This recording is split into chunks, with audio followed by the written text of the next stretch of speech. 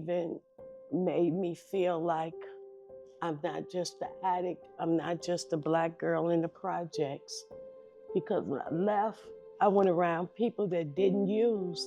But I don't think I needed that. And I don't think anybody needs to go through something to make them who they are.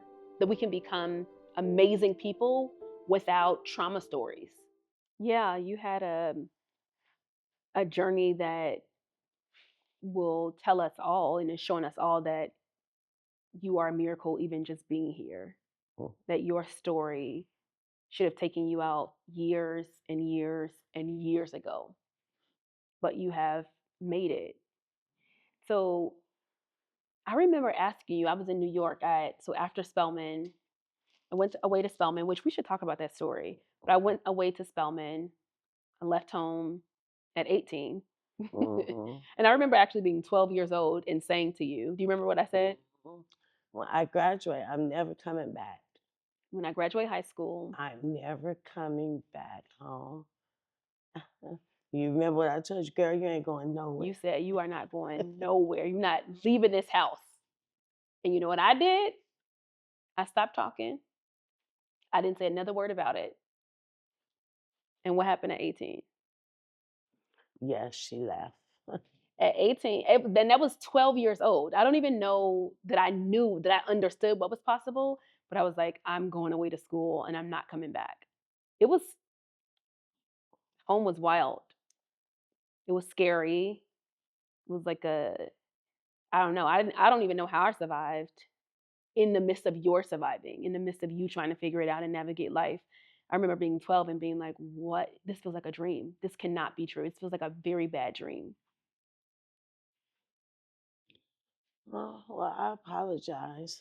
Oh, I'm not blaming you. I'm just saying it was hard at that time. And I remember saying that I'm not coming back and then deciding to go away to school. But I also remember, I just remember your courage. And I remember that wasn't the first time you went to rehab when I talked to the social worker. Yes. I only been in once. Oh, I thought you had tried. Well, you had tried to stop before. Well, technically, I tried to take my sister to stop. So I checked in with her to check in. But of course, I psyched myself up that I don't need it. I'm just trying to help someone else. So I was able to leave the next day. Yeah.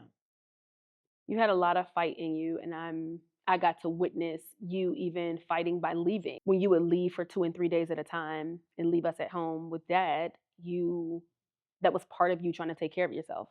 I think. I was trying to physically heal. I was trying to not complain as much, not show that I was hurting as much. So I left for other people to try to validate that I was a real person. So me leaving made me feel like I'm not just the addict, I'm not just a Black girl in the projects. Because when I left, I went around people that didn't use, didn't know that I used. So they were more forthcoming with me. I could be more of who I wanted to be. You know, I had to grow up with a lot of faces, a lot of masks. So I left. Yeah, I wasn't leaving to get a break from you all or to make your dad mad. I was literally trying to physically heal. Being a child and beaten was no fun. And people wouldn't believe me because I was so dark. Nobody could see the bruises.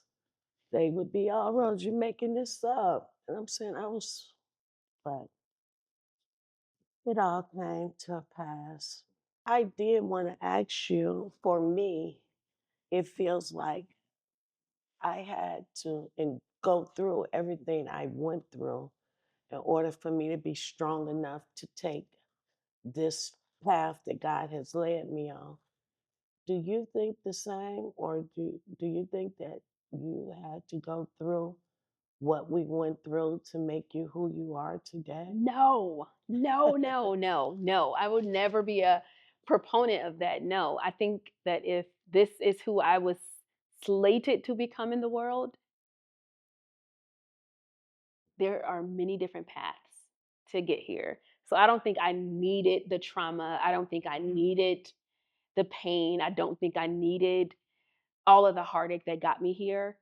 I certainly ended up here, but I don't think I needed that. And I don't think anybody needs to go through something to make them who they are. That we can become amazing people without trauma stories.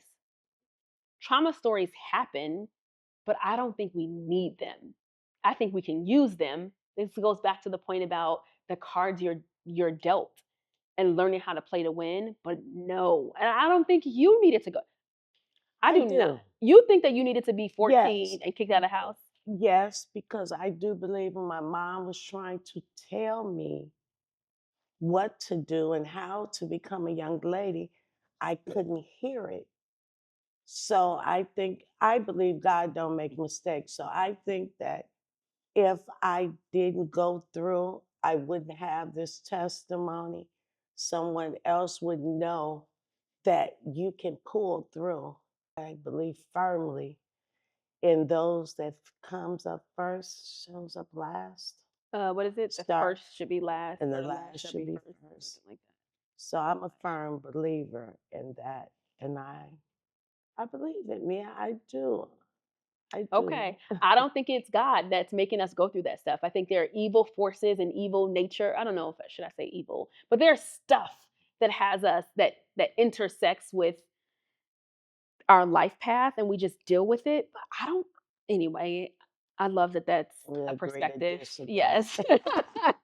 Okay. But at some point, I do want to talk about religion and the role that religion played, especially because Cool.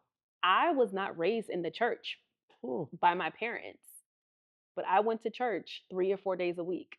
Which was crazy. Crazy. Crazy. That was crazy. I went to church 3 to 4 days a week. I went to church 3 to 4 days a week, every week. And neither my mother, nor my father, nor my grandmother, nor my siblings went to church. I'm grateful that you started to go to church.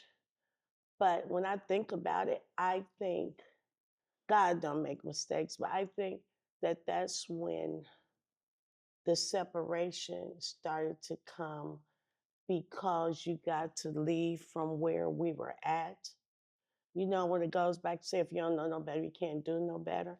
So I think when you started going to the church and you started finding God, and since my eyes was closed, I was thinking that's when the problem started because you started seeing us as they're not there. You've always had this thing with wanting things did accordingly, but you were never just, I can tell you what to do and you're going to go do it. It was always a question. But I do believe that when you started going to church, you started seeing the different things, being around people that was not like us. And I don't know, but I think I became somewhere inside resentful that you had an outside force. And I think I didn't know. So I'm like, nobody tried to gravitate to me. No one tried to help me. So when they did you, I was like, man, she's getting to see other things. She knows this is not really how it's supposed to be. Because if I had kept you all in, you wouldn't have known no different. You know, you would have stayed in the mind that we don't have dressers, we don't have these things.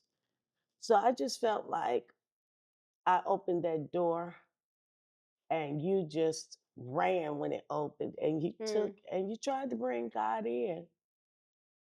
But for the people don't know, if you don't know God, don't wait till you get better to look for him. You can't get better without him.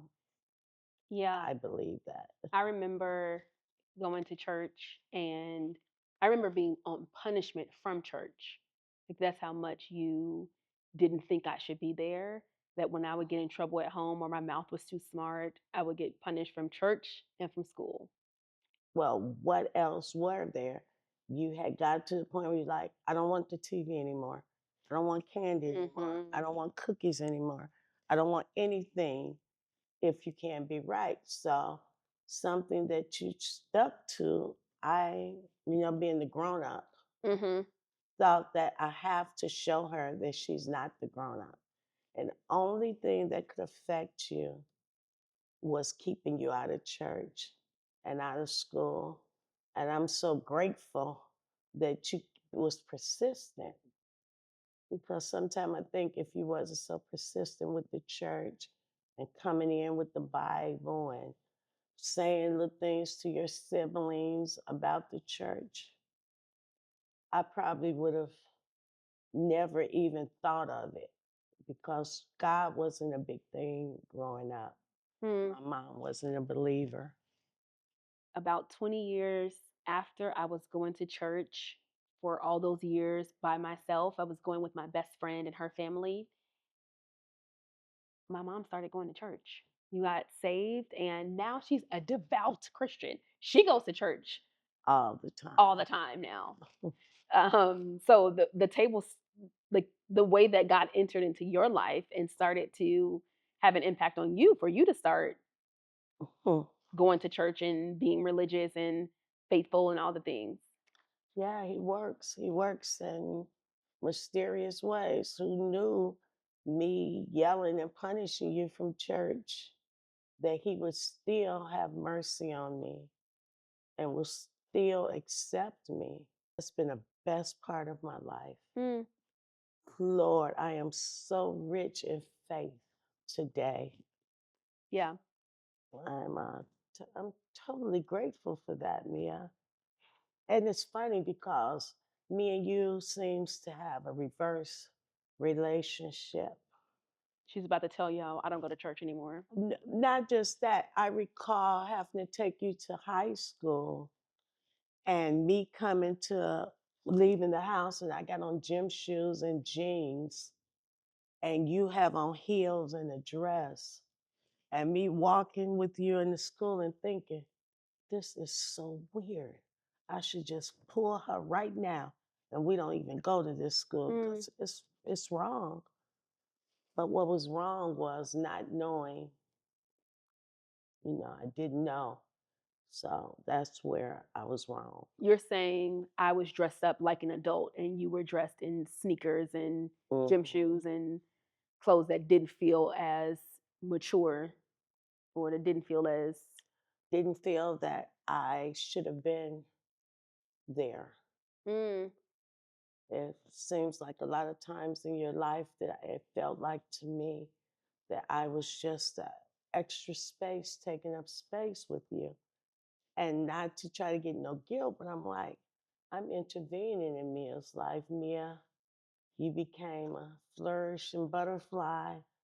Everyone gravitated to you, and I always felt like, here he is to come the hog, blocking her, looking for her stardom. I'm so proud of you, Mia. I'm so glad of the woman that you became. But it's no shock to me, because when you were a little girl, and I'm talking about little to crawling, you wouldn't even go the same way that we would tell you to. Call you here, you go that way. It's like, oh, she is definitely destined to be a problem for me. I felt that way, but. Well, thank you. Thank you for continuing to fight your good fight so that we can be here today. I have a question for you. How did you find a way not to be noticed? I mean, you never lived anywhere but with me, but people didn't even know I had a second daughter. What did it feel like to have to detach yourself for you to feel that you were yourself? Ooh, that is a deep question. We'll be right back after this commercial. Now she doing some more and you gotta wait. I was all ready.